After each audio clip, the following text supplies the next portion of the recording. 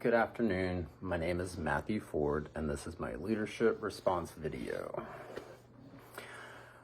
I'm going to walk you through the chlorine scenario from the assignment, describe the chronology of events and explain the specific actions I took as the incident commander, talk about the leadership principles that guided me, and reflect on what I learned during the response.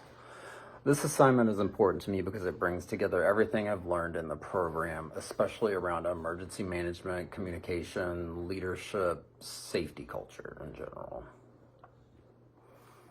So on August 18th, around 12:30 in the afternoon, I was notified by operations that a large chlorine tank in the water treatment area had developed an active leak.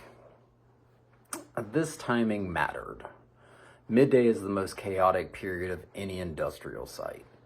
People are transitioning between tasks, contractors are moving around, some workers are heading to lunch, vehicles are moving in and out, and supervision is stretched thin because everyone is in motion. So we had roughly 400 workers on site at the time, including multiple family members who work together, which always adds an emotional element to emergencies. So the facility is positioned on the west end of the small town of about 3,500 people.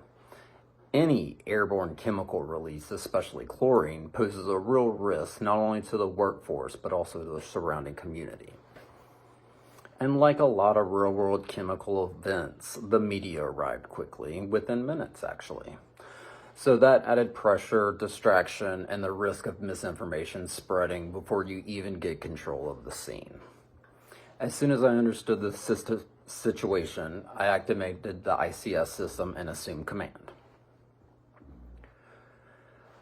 My number one priority, as always, is protecting life. Everything starts with life safety, workers, responders, and the public. So the first thing I did was order an immediate stop work and initiate mustering for everyone in the affected area. I made sure supervisors knew to freeze movement so nobody accidentally walked or drove into chlorine vapor cloud.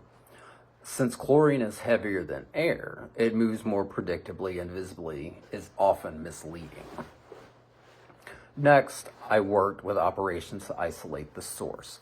We shut the valves off that we could reach safely, we verified the scrubber system was functioning, and established hot, warm, and cold zones based on wind direction, gas behavior, and plume spread.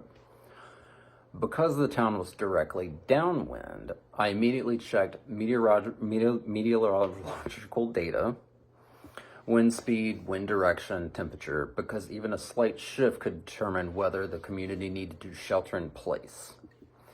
I contacted the local emergency manager early so that he wouldn't be caught off guard. Vehicle control was another major priority. Around lunchtime, forklifts, pickup, contractor vans, there's constant movement.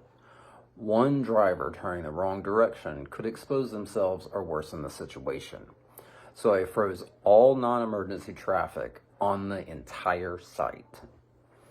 I also staged medical early. Chlorine exposure can escalate quickly. Sometimes people don't feel symptoms immediately, but irritation of the throat, airways, and lungs can worsen as the minutes pass.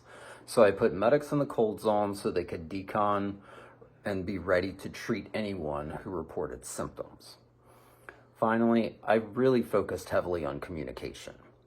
Clear communication is what prevents panic, especially on a site with family members working together. I made sure instructions were short, simple, and consistent. No technical jargon, no complicated explanations, just clear directives. I relied on several key references during the response. First was the Emergency Response Guidebook, Chlorine UN 1017, which falls under Guide 124.